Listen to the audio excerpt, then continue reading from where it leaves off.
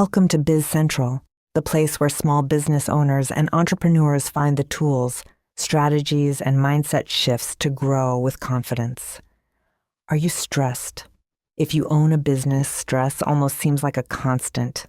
Today, we're starting with a powerful topic: what chronic stress really does to your body and why that matters for your business. If you've ever felt like you're constantly running on empty, juggling deadlines, worrying about cash flow, or burning the candle at both ends, you're not alone. Stress is one of the biggest hidden costs in entrepreneurship. It affects your focus, your energy, and even your decision-making. In this episode, we'll break down what's happening inside your body when stress piles up, from the hormones that keep you wired at night to the fatigue that follows you into the office. And don't worry, this won't be a biology lecture. We'll keep it clear, practical, and focused on what you need to know to protect your health in your business. So, whether you're just getting started or already running your own company, stick with me. By the end of today's episode, you'll see stress in a whole new light and understand the first step to getting your energy and balance back. Welcome to the Deep Dive, your shortcut to being truly well-informed. Today, we're really digging into a topic that subtly, yet profoundly, shapes almost, every aspect of your daily life: chronic stress. It's everywhere. You know that feeling, right? That persistent tightness in your shoulders, maybe the racing thoughts keeping you up at night? Yeah, or those headaches that just seem to appear. Exactly. And this isn't just having a tough day. It's often your body speaking to you through the language of a pretty powerful hormone, one that, when it gets out of balance, dictates far more than you might realize. That's the core of it. So today, we're tackling the big question: what chronic stress really does to your body, and the scale of this. It's actually staggering. Think about this. Some figures suggest between 75, even up to 90% of doctor visits today. They're linked back to stress-related complaints. It's a huge number. Really highlights the public health impact. Right. So our mission for this deep dive is clear. We're not just about, quick fixes. We want to arm you with the science. Why behind it all? Exactly, the science of your body's stress response. Yeah. So you get a crystal clear understanding of how your system is genuinely reacting, and maybe most importantly, what you can actually do to sort of take back control. That's absolutely right. Because our ancient physiology, the system built for short bursts of acute threat, chasing a mammoth maybe. Right, something immediate. It was never designed to handle the constant, relentless emergency mode that so much of modern life imposes. And cortisol, which is this vital survival hormone from way back, it's now chronically elevated in so many people just because of these ceaseless psychological pressures that, they don't just go away. They don't resolve easily. Exactly. And this fundamental mismatch, this biochemical tension, is really at the heart of what we're seeing as this kind of collective burnout epidemic. Burnout. Yeah, that term comes up a lot. It does. So our goal today is really to help you decode this intricate system, understand its signals, and crucially give you practical science-backed ways to naturally rebalance your hormonal systems. Okay, let's dive in then. Let's start with the star of the show. Cortisol. Most of us know about adrenaline, right? That instant jolt. The fight or flight reaction. Yeah, exactly. When you're startled or facing immediate danger. But cortisol, it's arguably more pervasive. It's the unsung hero, maybe, or villain sometimes. Could be either, depending on the context. Right. It quietly shapes pretty much every hour of your day. So what is it exactly?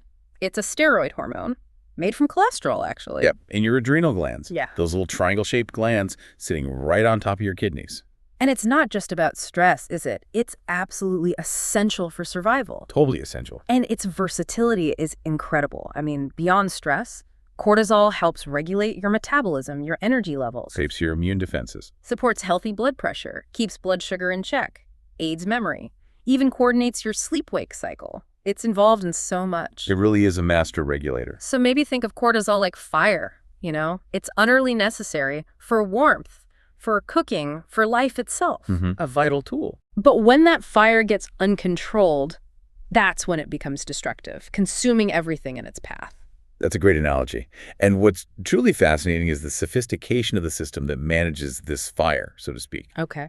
Your body's command center for cortisol is known as the HPA axis. That stands for your hypothalamic pituitary adrenal axis. HPA axis. Got it. Think of it like a finely tuned stress command chain. When your brain perceives Any kind of stressor, could be physical danger, could just be an angry email. Or a deadline looming. Exactly. Your hypothalamus immediately sends out a signal, CRH. This tells your pituitary gland to release another messenger, ACTH. And that signals your adrenal glands to produce and release cortisol. So it's a cascade. Hypothalamus, pituitary adrenals, cortisol. Precisely. And normally there's this brilliant built-in negative feedback loop, a self-regulating mechanism. Okay, how does that work? Well, as cortisol levels rise in your bloodstream, they signal back to the hypothalamus and the pituitary, essentially saying, okay, message received, that's enough, stand down. Ah, so it prevents overproduction, like a thermostat. Exactly like a thermostat. But here's the catch with chronic stress. This critical feedback mechanism can start to malfunction.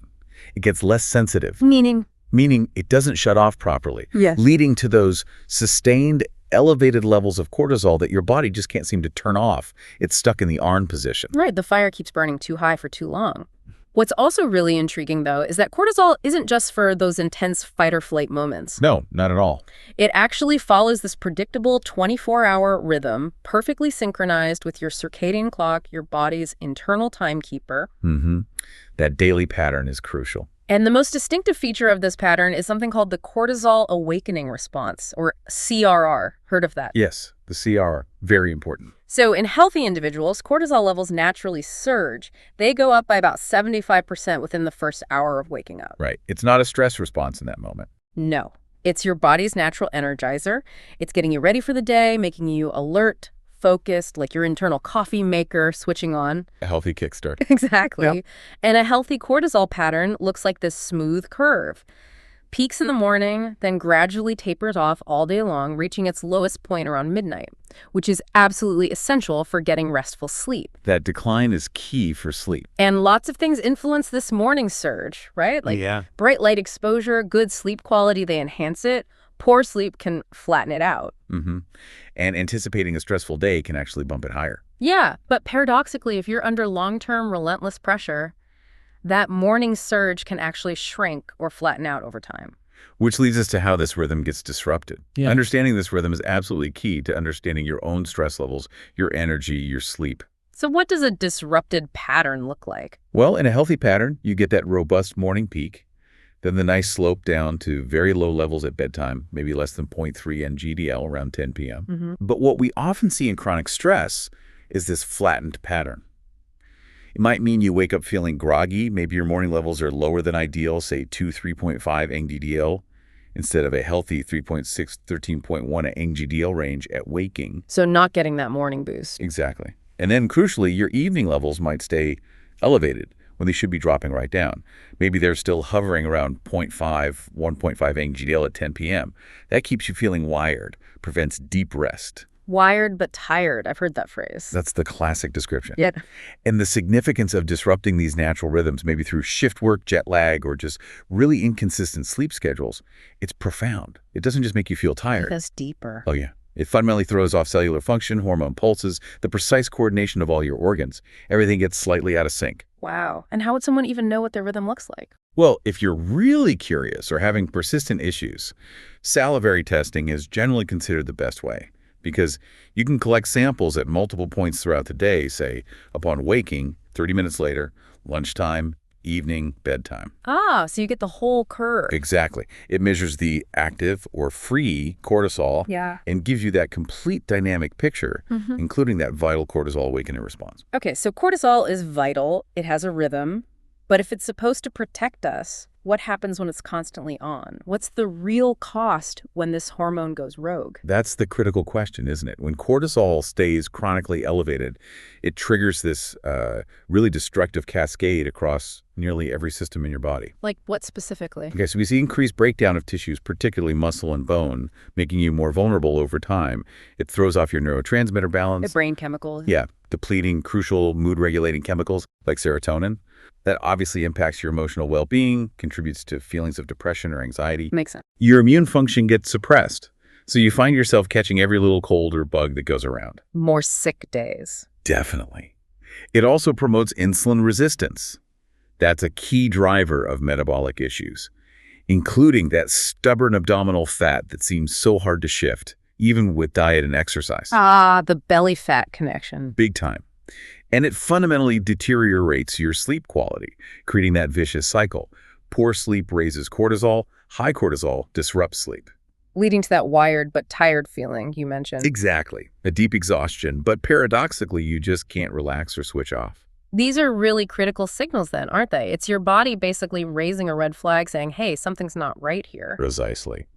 So what are some of those common, maybe undeniable symptoms that really signal cortisol overload, the things people should look out for? Absolutely. Okay, number one, those afternoon energy crashes that hit you like a ton of bricks, even if you thought you slept okay. 3 p.m. slump, big time. Yes. Persistent weight gain, specifically around your midsection, despite, really trying with diet and exercise, that's a classic sign. Okay. Trouble falling asleep even when you feel utterly exhausted. Or maybe waking up frequently throughout the night. Sleep issues are huge. Huge. Also, noticing you're catching every cold way more often than usual. Increased cravings, especially for salty or sweet, comfort-type foods. The stress-eating connection. A general decrease in your ability to handle everyday stress, things that didn't used to bother you, now feel overwhelming. Mood swings, irritability. And brain fog. Trouble focusing. Definitely. A noticeable dip in memory and focus. These are all major indicators. And the stakes here, if ignored, are incredibly high. How high? Well, studies show chronically elevated evening cortisol is associated with roughly twice the risk of cardiovascular events, heart attacks, strokes, significantly increased risk of metabolic syndrome, type 2 diabetes, clinical depression, and even long-term cognitive decline. Wow, those are serious long-term consequences. They really are. Yeah. And it's maybe worth distinguishing burnout from clinical depression quickly. Yeah, that's a good point. How do they differ? Burnout often begins with high enthusiasm and overcommitment. You're passionate, you're pushing hard, but gradually, almost insidiously, it transforms into exhaustion, cynicism, detachment. Starts high, ends low. Kind of. Whereas clinical depression often presents with that pervasive sadness, hopelessness, and loss of interest right from the outset. There's overlap, for sure, but the starting point can be different. That's a really helpful clarification. So we have this detailed picture of the body's response, but I wonder, some listeners might be thinking, okay, isn't this just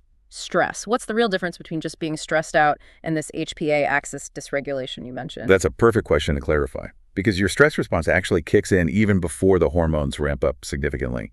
It starts with your autonomic nervous system, the ANS. Okay. Within milliseconds of perceiving a threat, your sympathetic nervous system, the go system, your gas pedal activates. Instantaneous. Pretty much. And your brain regions are constantly making these rapid assessments. Your amygdala, the threat detector, flags potential dangers. Your hippocampus compares it to past experiences. Is this really a threat? Yeah. And your prefrontal cortex, the rational part, can either amplify that response, oh my God, this is terrible, or dampen it. Okay, take a breath. We can handle this. So your thoughts play a huge role. Absolutely enormous. Yeah. What's truly fascinating and a bit scary is that a mere thought, just worrying about something, can trigger the exact same physiological cascade, the same cortisol release, as facing a genuine physical threat. Wow. The body doesn't really know the difference between a perceived threat and a real one. Not biochemically, no. And that's the key difference between acute and chronic stress. Acute stress is like a distinct wave. It rises, it crests, it falls, and your system recovers, goes back to baseline. Okay. Chronic stress, though, is like a slowly rising tide. It doesn't fully recede. It gradually resets your entire system to a higher alert level. Scientists call this allostatic load. Allostatic load. Yeah, it's the cumulative wear and tear on your body from repeatedly activating those stress responses without adequate recovery. It's this continuous pressure, this rising tide that eventually leads to that HPA axis dysregulation we talked about. The system gets worn down. So if our HPA axis can get stuck in overdrive, eventually leading to these stages of dysregulation, it really begs the question, what is constantly signaling our body to stay in that emergency mode? Because you're right, it's usually not saber-toothed tigers anymore. Exactly. It turns out the culprits aren't always these big, dramatic emergencies, are they? Often they're much more subtle, almost invisible choices we make every single day. Absolutely. Our stress system, as we said, evolved for identifiable short-term threats.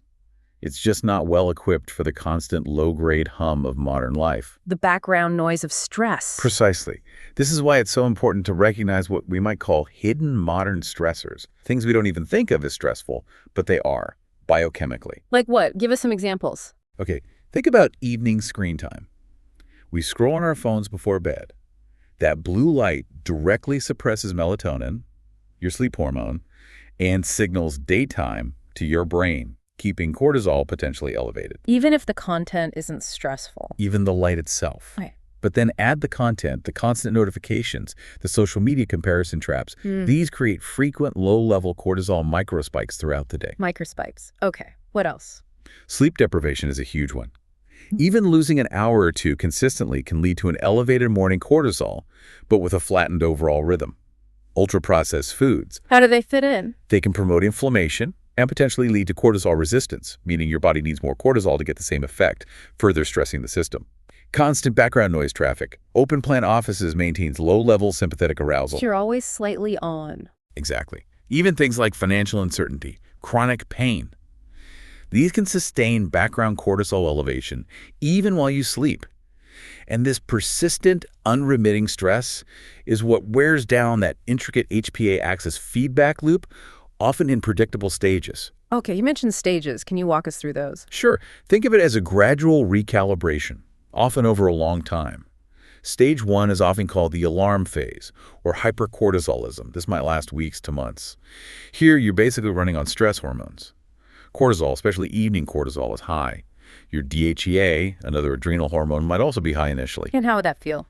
Typically anxiety, maybe trouble sleeping, insomnia, feeling hypervigilant, easily startled, wired. Okay, stage 1, alarm. Then what? Then comes stage 2, resistance or adaptation. This can go on for months, even years. Here, the system starts to struggle. The cortisol curve begins flattening out.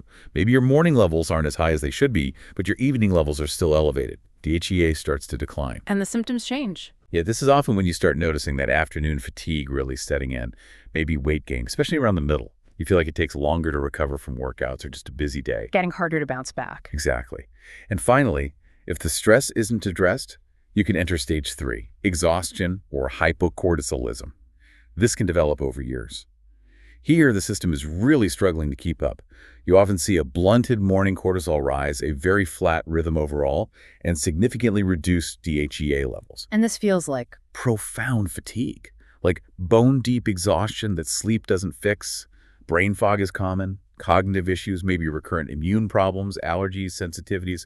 This stage often correlates directly with what people experience as clinical burnout. burnout again, so it maps onto these physiological stages. Often, yes. And it's really important to clarify here what's popularly called adrenal fatigue.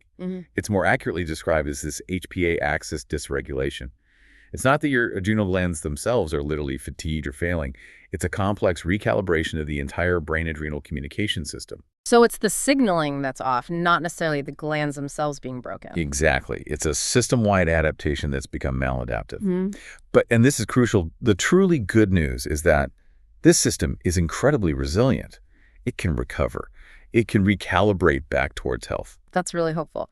Okay, so moving on from those bigger patterns, let's zoom right in on the specific, often seemingly innocent daily choices that quietly signal our body to keep ramping up that stress machinery. Like you said, not emergencies, but ordinary habits. Precisely. These cumulative triggers keep that cortisol switch firmly in the on position, and what you consume plays a huge role. Let's talk caffeine. Ah, yes. Coffee, my friend and enemy. Right. So your morning coffee directly stimulates cortisol production, which is fine, helps kickstart your day. But the real insight isn't just don't drink coffee late. It's understanding why. Oh, yeah. Even your 2 p.m. latte could still be actively blocking your body's natural wind-down process, disrupting melatonin and keeping cortisol slightly elevated, potentially until midnight or even later. Really? That late? Yeah, because of caffeine's surprisingly long half-life. For most adults, it's around 5-6 hours. But, and this is key for pregnant individuals, people on hormonal contraceptives, or those who are genetically slow metabolizers of caffeine. Which is quite a few people. It is. That half-life can extend to a whopping 10-18 hours. So that afternoon cup is still significantly active when you're trying to sleep. Wow. Okay, point taken on the afternoon coffee. What about sugar? Sugar and processed carbs. Big culprits. Think about that sugary cereal, the muffin, the flavored yogurt, energy drinks, processed baked goods. The usual suspects. They cause a rapid blood glucose surge. Your body releases insulin to deal with it, but often overshoots, leading to a blood sugar crash soon after. The sugar crash. Your body perceives that crash as an emergency, a state of low fuel. So it releases cortisol to mobilize glucose stores and bring your blood sugar back up. If your diet is high in these things, this up and down cycle happens multiple times a day, constantly poking your stress system. Creates internal chaos. What about alcohol? It feels relaxing initially. Deceptively so. While that initial glass of wine might feel calming, cortisol actually often surges 6 to 12 hours after consumption. Hours later, when you're trying to sleep. Exactly. It severely disrupts sleep architecture, especially REM sleep, and messes with melatonin production. Regular drinkers often show HPA axis function that looks very similar to someone under chronic stress, even when they're not drinking. Okay, so caffeine, sugar, alcohol, major dietary triggers. But it's clear our daily habits and environment are just as powerful, right? Absolutely. Take sleep irregularity. Forget total hours for a second. If your bedtime varies by more than, say, 30 minutes night to night. Even if you sleep 8 hours eventually. Yes. It profoundly confuses your HPA axis. It's like giving yourself hormonal jet lag every 2 days. It directly impacts that cortisol awakening response we talked about. Consistency is king for your circadian rhythm. Hormonal jet lag, that's a good way to put it. And screens, you mentioned screens earlier. Right, those ubiquitous digital exposures. The blue wavelength light emitted from phones, tablets, computers directly signals daytime to your brain. It suppresses melatonin release and keeps cortisol relatively elevated. So it messes with the wind down signal? Precisely. Studies have shown just 90 minutes of evening smartphone use can measurably elevate your next morning cortisol. And that's just the light. Add the content, the endless scrolling, the notifications, the potential for comparison or anxiety that creates a perpetual digital stress load through those cortisol microspikes. It's a double whammy, the light and the content. Exactly. And it's not just our screens either. The world immediately around us plays a role. Like noise? Yep. Constant background noise, think traffic, sirens, even just office chatter, maintains a low level of sympathetic nervous system arousal. You might tune it out consciously, but your body stays subtly on edge. Interesting. What else in the environment? Even thermal discomfort. Being consistently slightly too hot or too cold requires continuous physiological adaptation from your body, which is a low-level stressor. Your optimal sleep temperature, for instance, is actually a surprisingly narrow range, typically between 65, 68 degrees here, or about 18, 20 degrees C. Chillier than many people keep their bedrooms. Often, yes. And finally, a really significant, often completely overlooked factor, nature deficit. Lack of time outdoors. Yes. There's a powerful, growing body of research here. It taps into what scientists call the biophilia hypothesis, our innate, evolved human need to connect with nature for our psychological and physiological well-being. So being inside all the time is stressful. It seems so. Get this. Studies show that just 15-20 minutes spent in a forest setting compared to an urban one can significantly reduce salivary cortisol levels, sometimes by 13% to almost 16%. Just 15 minutes. That's remarkable. Isn't it? It highlights a fundamental need we might be ignoring in our modern indoor lives. Okay, these are all incredibly practical insights into the hidden triggers. So flipping it around, what are some of the most impactful, maybe immediate habit tweaks someone could make today to begin resetting their cortisol? Right, let's get practical. To start resetting, think about anchoring your day with deliberate choices. First, recalibrate your mornings. That means, seriously, cut off caffeine by noon. Maybe even 11 a.m. if you know you're sensitive or a slow metabolizer. Be honest with yourself about that afternoon cup. Exactly. And then strategically punctuate your day. Schedule a 10-minute daylight walk at lunchtime. Get outside, even if it's cloudy. That light exposure helps reset your circadian rhythm. Okay, daylight walk. And create 5-minute reset breaks every 90 minutes or so of focused work. Stand up, stretch, look out a window, step away from the screen. Ideally outdoors, if possible. Prevent that cortisol buildup. Short, regular resets. Makes sense. What about food and environment? For nutrition, swap those high glycemic breakfasts. The cereal, the toast, the juice for something built around protein and healthy fats. Yeah. Eggs, avocado, plain yogurt with nuts. Stabilize your blood sugar right from the start. Set the tone for the day. Precisely. And for your evenings, this is huge. Establish clear digital boundaries. Set a firm technology curfew, ideally 90 minutes before bed. No screens. Switch to warm spectrum lighting in your house. Use lamps with amber or red bulbs instead of bright overheads. Create a digital sunset. I love that. A digital sunset. Yeah. And finally, optimize your sleep environment. If noise is an issue, consider noise-canceling headphones or a white noise machine. And crucially, get that bedroom temperature right between 65, 68 degrees Zappa, 18, 20 degrees C, cool, dark, and quiet. That's an excellent, really actionable framework. So, okay, we've tweaked the immediate triggers, but this raises the bigger question. How do we naturally lower cortisol more broadly and build lasting resilience? What are the integrated habits we should focus on? Right, moving beyond just stopping the negative inputs.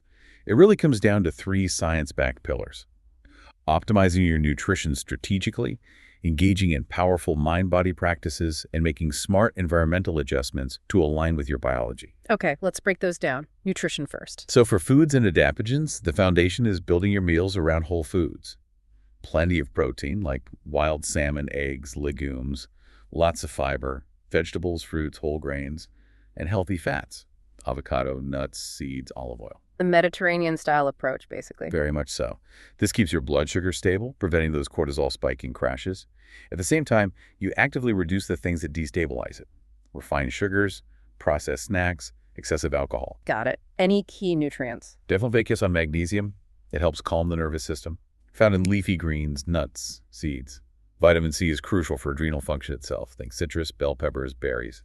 And omega-3 fatty acids from fish or flaxseed seeds help reduce inflammation, which is often linked to stress. Magnesium, vitamin C, omega-3s. Okay. And you mentioned adaptogens. Yes, adaptogens are fascinating. They're a class of herbs that help your body adapt to stress and normalize physiological functions. They don't just suppress cortisol, they help modulate the entire stress response system. Which ones are well studied? Some of the most researched include ashwagandha studies show it can reduce serum cortisol by up to 27% over about 60 days. Rhodiola rosea, often used for fatigue and focus, has shown reductions around 12–17%. And holy basil, pulse, also shows promise, with reductions in the 15–24% range in some studies. You're looking into with guidance. Always best to work with a knowledgeable practitioner, especially if you're on other medications. Oh, and don't forget meal timing. Try to front-load your calories earlier in the day, and use protein-anchored snacks between meals if needed to prevent those blood sugar dips. Okay, that covers nutrition. What about pillar 2, mind-body practices? Right? Breath, movement, and sleep rituals. A key concept here is heart rate variability, or HRV. It's a measure of the variation in time between your heartbeats, and generally, higher variability indicates better stress resilience and parasympathetic tone, your rest and digest system. And how do we improve HRV? One of the simplest, most powerful ways is through your breath. Slowing your breathing down deliberately, aiming for fewer than 6 breaths per minute, with your exhalations longer than your inhalations. This powerfully activates your parasympathetic nervous system, acting like a brake on the stress response. The 4-7-8 breath is an example. Exactly, or just simply extending your exhale. Movement is also key. But interestingly, for chronically stressed individuals, moderate rhythmic exercise often yields better long-term cortisol normalization than really intense, high-impact workouts. So maybe yoga, tai chi, brisk walking, instead of killer HIIT sessions. Often, yes. Those intense sessions can sometimes be perceived by the body as another stressor if you're already depleted. Even a single session of yoga has been shown to significantly reduce salivary cortisol immediately afterwards. Good to know. And sleep rituals. Crucial.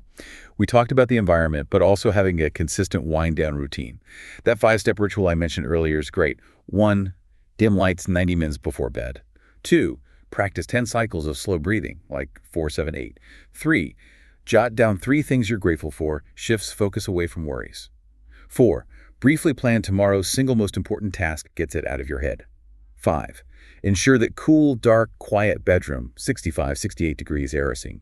Consistency here is massive. Yeah. And maintaining really low light levels below 15 lux, basically candlelight before sleep, can accelerate your evening cortisol drop by up to 70%. 50% just from dimming the lights properly. It's powerful signaling.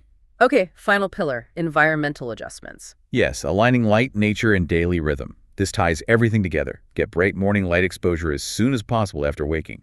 Open the curtains, step outside, or use a 10,000 lux light box if needed. This anchors your circadian rhythm and boosts that helpful cortisol awakening response and your mood. Start the day right with light. Exactly. Integrate those ultradian rhythm breaks we talked about, those 5–10-minute pauses every 90–120 minutes. Step away from the screen. Ideally get outside. Remember, even 20 minutes in a natural setting significantly reduces cortisol. Make nature non-negotiable. Try to. And finally, reinforce those digital boundaries. Have a clear tech sunset time. Consider batching email or notification checks instead of constant interruptions. Reduce the digital noise that contributes to those microspikes. Wow. Okay, that was a really comprehensive deep dive. So what does all this mean for you, the listener, wrapping up? You've just gained, hopefully, a truly deep understanding of chronic stress, how this key hormone cortisol works, its profound, often hidden impact throughout your body, and importantly, the countless subtle triggers hiding in your daily life. Yeah, awareness is the first step. Absolutely. And the goal here isn't about achieving some kind of stress-free perfection. That's probably impossible, right? It's about adaptability. Yes, resilience. Developing the awareness to recognize when your system needs adjustment and having the knowledge, the tools to make those changes effectively. We've really talked about 3 core principles for getting a handle on your cortisol. Understand your natural rhythm, actively remove those hidden triggers we discussed, and consistently embed those powerful resets, nutritional, mental, environmental. In an integrated approach. Totally. And the advice is always start small. Don't try to overhaul everything at once. That's just another stressor. Pick just 1 or 2 interventions that resonate with you right now. Maybe it is cutting off caffeine by noon. Maybe it's adding that 10-minute daylight walk at lunch. Whatever feels most achievable. Exactly. The most important thing, consistency. Little changes done consistently add up to big shifts over time. Which really brings us to the final thought.